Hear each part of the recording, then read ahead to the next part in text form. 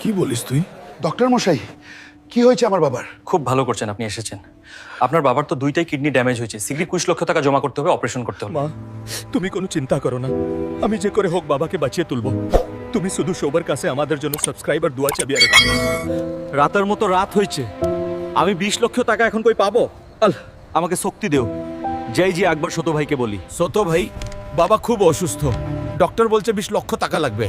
তুই তো চাকরি করিস। আমার ব্যবসা একদম ভালো যাচ্ছে না, আর বাবা তো বুড়ো হয়ে গেছে, 20 লক্ষ টাকা দেওয়ার মতো অবস্থা আমার নেই।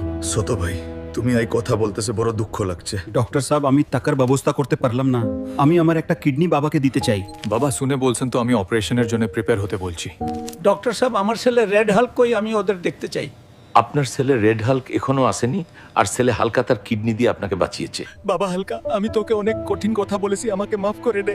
দেখে নিশ্চয়ই সাবস্ক্রাইবার লাইক করে তোমার জন্য দোয়া করবে, আমি তোমার উপর গর্ব করি।